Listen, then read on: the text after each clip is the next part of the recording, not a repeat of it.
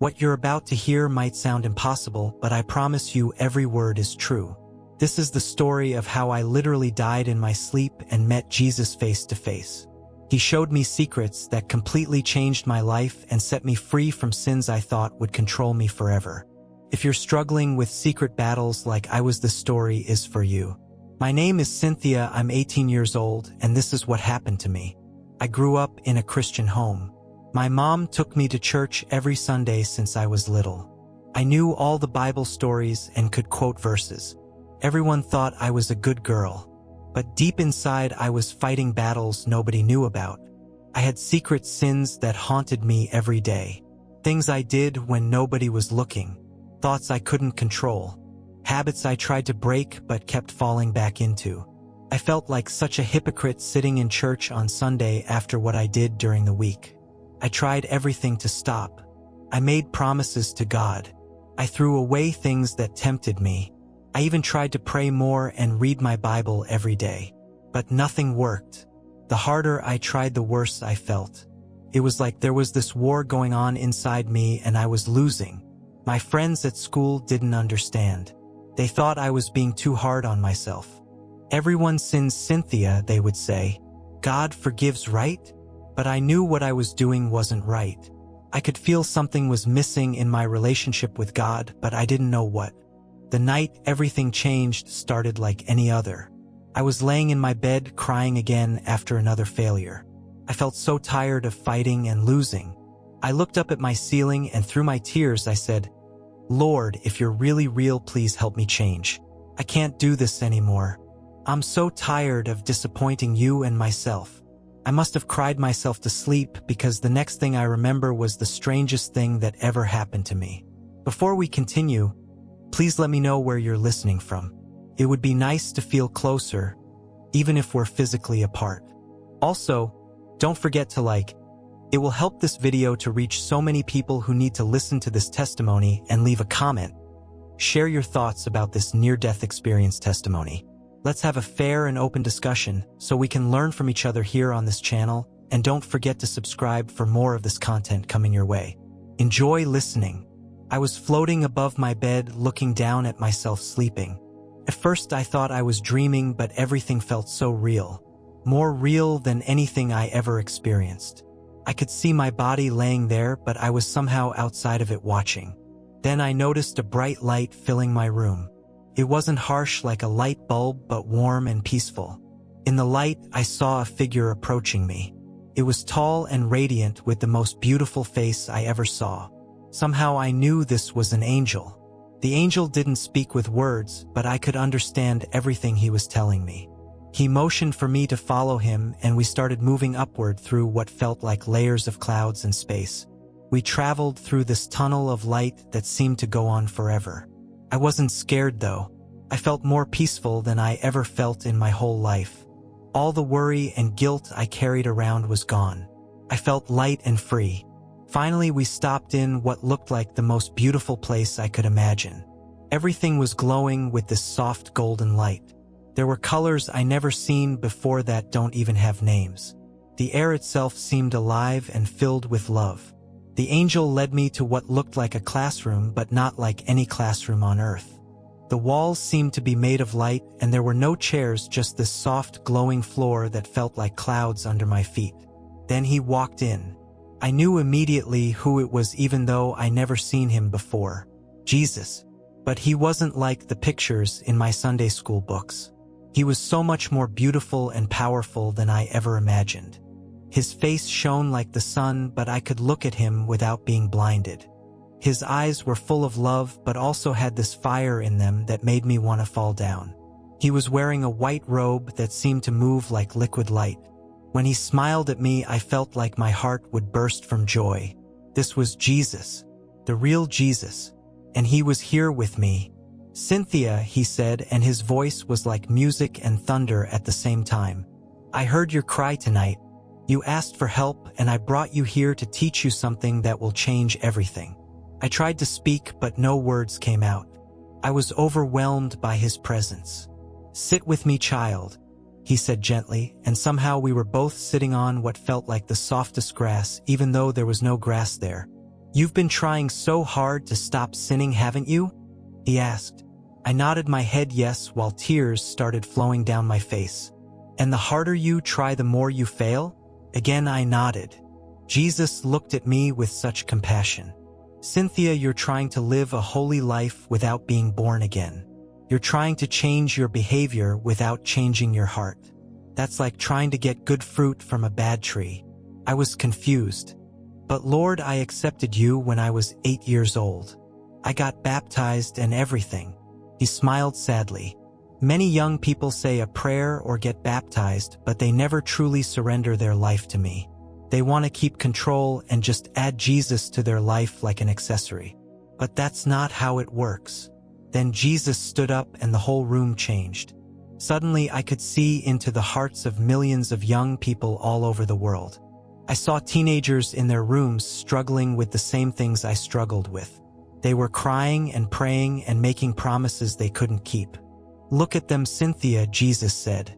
They go to church and youth group. They know all the right words. But they're fighting sin in their own strength, and that's why they keep losing. The vision changed and I saw the same young people, but now they looked different. They had this light inside them and peace on their faces. They were living free from the things that used to control them. What's different about them, Lord? I asked. They learned the secret I'm about to teach you, he said. They stopped trying to be good and started letting me live through them. Then Jesus sat back down next to me and began to teach me the most important lesson of my life. Cynthia, there are 10 keys I want to give you. These aren't just rules to follow. They're spiritual truths that will set you free. But first you must understand the most important thing. He looked directly into my eyes. You cannot fight sin in your own strength. You weren't created to live the Christian life by willpower. You were created to let me live my life through you. The first key he taught me was about being truly born again. It's not enough to say a prayer or walk an aisle. You must die to your old life completely and let me give you a new heart. This happens when you truly surrender everything to me. The second key was about the Holy Spirit. When you're truly born again, my Spirit comes to live inside you.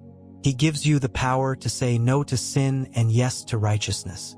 But you must learn to rely on Him instead of yourself. The third key was about dying to self daily. Every morning you must choose to put your old nature to death. This means saying no to what you want and yes to what I want.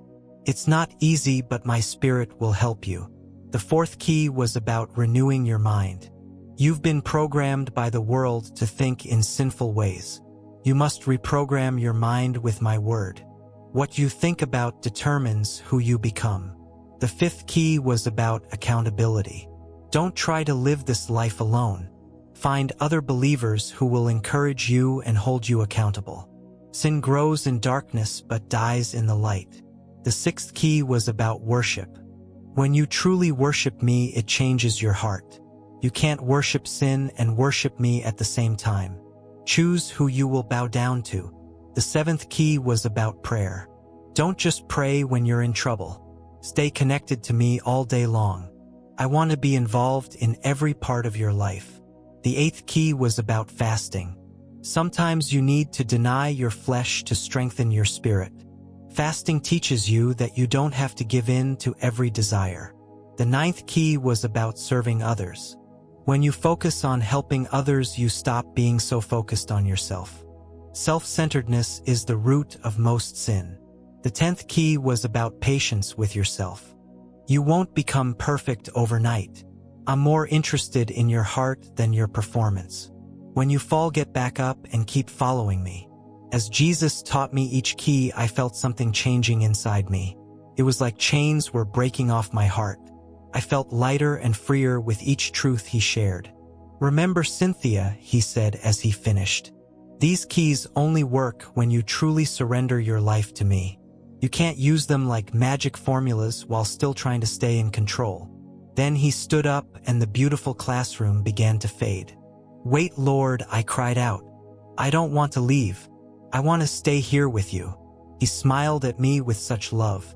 You have work to do, Cynthia. Young people need to hear what I've taught you. Many are struggling just like you were. They need to know there's hope. But what if I forget what you told me? What if I go back to my old ways? Jesus walked over and placed his hand on my forehead. Immediately, I felt this incredible warmth and peace flow through me. I'm giving you my spirit in a fresh way. You won't be the same person who went to sleep last night. Trust me and trust the power I've placed inside you. The angel who brought me appeared again, and I knew it was time to go. As we moved away from that beautiful place, I felt sad to leave, but also excited about what was ahead. The journey back seemed faster than the trip there.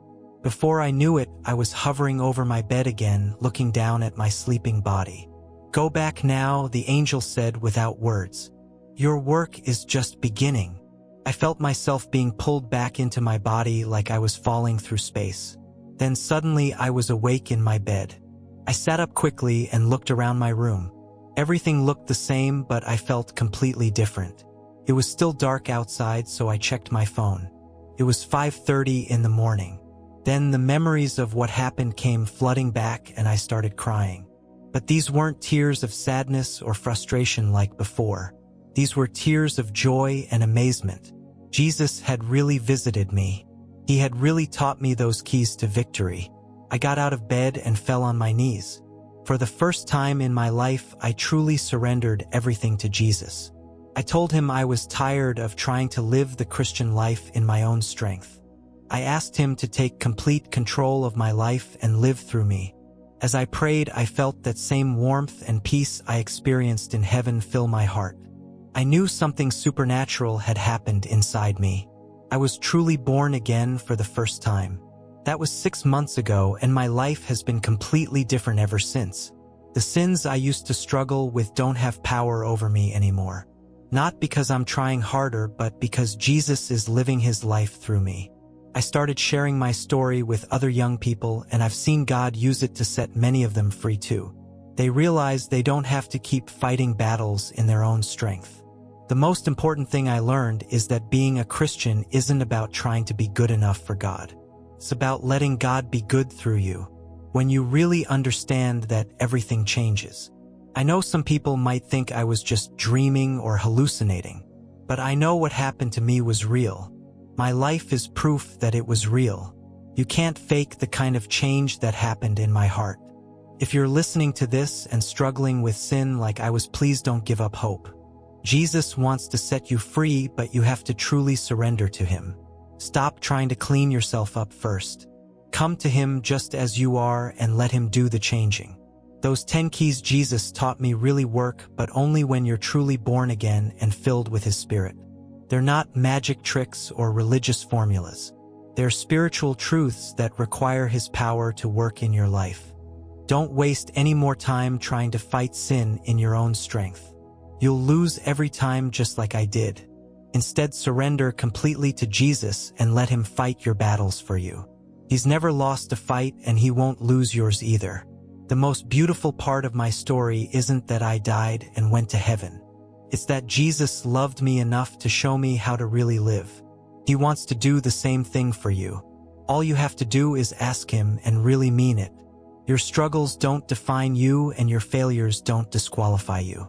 What defines you is who Jesus says you are and what he's capable of doing through a surrendered life. Stop trying to earn God's love through perfect behavior and start receiving his love that gives you power to live free.